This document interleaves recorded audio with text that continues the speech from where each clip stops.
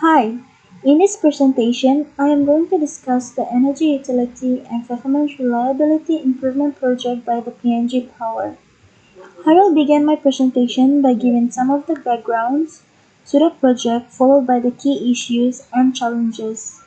Moreover, by using the FEVEL's comprehensive stakeholders management process model, there are four steps in which I'll be addressing my presentation. Firstly is stakeholders identification. Secondly, general nature of stakeholders' claims. Thirdly, an assessment of each of the stakeholders' expectation, needs or demands on the several issues and viewpoints on the performance with the gaps exist. And finally, is the different stakeholders groups who has the will to command and or deserve attention at certain times. During the conclusion, this presentation has the listing of possible actions which the organization should take in as an idea to resolve the issues and improve their stakeholders' relationship effectively. As the main power supplying organization, the Papua New Guinea Power Limited is aimed to establish a building blocks for electrification through lowering cost of supply to provide a outstanding operational performance and achieve a better outcome from that project. Moreover, the organization has borrowed more than 30 US million dollars to build the newly ATMW Revolve Run project, which is the Nahoro Brown Hydropower project. That has been seen as a huge success to the organization because of the renewable energies it provides. Furthermore, hydropower offers the prospects of clean, renewable, and sustainable as well as cost-effective energy. Only the project seems benefit for the organization in delivering to its consumers, customers, and the people of Papua New Guinea. It has negatively impacted the stakeholders' trust towards the organization because of the huge debts and amount of money the organization needs to repay and are using the stakeholder shares to repay the loan. On the other hand is the environmental threat which the organization has towards the local ecosystem and the communities. There have been concerns raised over how the project pipeline will be handled and how the natural habitats will be highlighted from the issues of water soil and how it will affect the environment. Moreover, from this viewpoint, if the community resettles to a new dwelling site, there will be a concern by the well-being of the surrounding communities, issues of lacks of roads, health, and most significantly is how the people will survive to feed themselves. There are two threats which the organization has caused and is currently facing. Firstly, the project is not environmentally friendly both to the ecosystem and also to the well-being of the surrounding local communities. And secondly, is the huge amount of the stakeholders' money or shares to repay the organization debts. Even though the project seems benefit to the organization, it has also caused dispute to wildlife habitat and caused losses or modification to the natural resources. Furthermore, stakeholders have been greatly affected by the loan which the organization borrowed from the World Bank for the new hydropower project. Moreover, there are questions raised during the meetings and conferences regarding the loan and how will the organization be repaying or resettling their debts.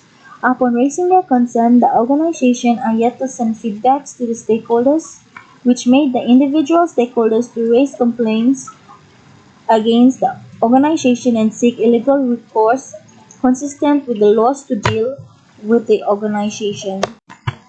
During its establishment, PNG Power Limited has conducted several meetings in villages where substations are located, transmission and distribution lines components are planned. There were formal and informal discussions between the landowners, the organization, and their shareholders, whereby each of the participants were informed about the project details.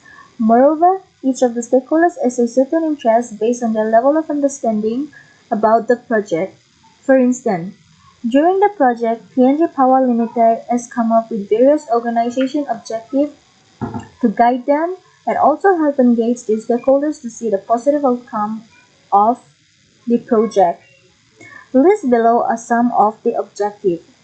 providing a sufficient capacity of generating power which costs less to avoid capacity shortfalls, committing to meet the needs of the new generation transmission and distribution project, where there are economic opportunities that add values to the organization. Furthermore, engaging and communicating with its shareholders, customers, and consumers, and also the landowners to understand the importance of how the organization will be using each of its energy sources to move forward by using renewable source 100% by 2025. Introducing new generation technologies that will be considered as part of the organization are also co-functional but can also play a secular role in the future electricity supply option. Furthermore, the organization has built a strong connection and bonds between its shareholders, both private and public, in communicating with them, effectively, positively engaging with them, and collecting the feedbacks on the shareholders' intention towards the organization. There are different ways to determine the performance gap. Firstly is the positive gap. There are 80% of the shares being used by the organization to repay their debts from the loan they borrow from the World Bank. Secondly is the mutual gaps. The organization employs and staff performs their duties to meet the current need of electricity in the country. Thirdly, it's the negative gaps. Repaying of debts, lack of feedbacks, and response from the organization to its stakeholders, whereby it causes misunderstanding between the focal organization and its stakeholders. Furthermore, there are current gaps, where stakeholders are yet to receive their feedbacks about their current shares and how will the organization repay the debts and increase their share twice.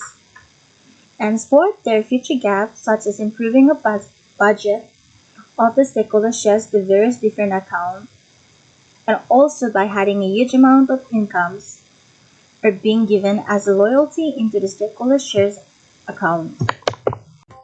There are various steps which we can use to prioritize our stakeholder demands. Firstly is power. The Kumul Consolidate Holdings Limited has a high level of interest and power on the influences of the organization than any other small stakeholders because of the huge amount of money which they invest in the organization, whereby from the newly built project, KCHL has sent several requests to the organization for the feedback on how the debts will be repaid. Secondly is the legitimacy. Considering the stakeholders' relationship with the organization, most stakeholders depend their trust on the organization viewpoints without making their claims, which there are no possible cases where each stakeholders took their views into account when making decisions. Furthermore, as one of the main stakeholders apart from other small stakeholders, the Kumul Consolidate Holdings Limited has every right to know how much of their shares were being used by the organization to repay the debt. Finally, is the urgency. Since the project was built without the stakeholders' consent, when the organization signed the $30 million loan from the World Bank, it has greatly affected the stakeholders and the expectation they have towards their shares in the organization, whereby various studies states that through various newly built projects where the organization are involved, without consulting their stakeholders, it has become vast, and by these stakeholders sometimes lose trust from the organization, their loyalty, effort, engagement, and most change their social behavior act towards the organization. Above all, it is always significant for the organization to have their stakeholders before proceeding, implementing new strategies, or building new projects, because of the vast amount of time, effort, and money which the stakeholders have greatly invested in the organization.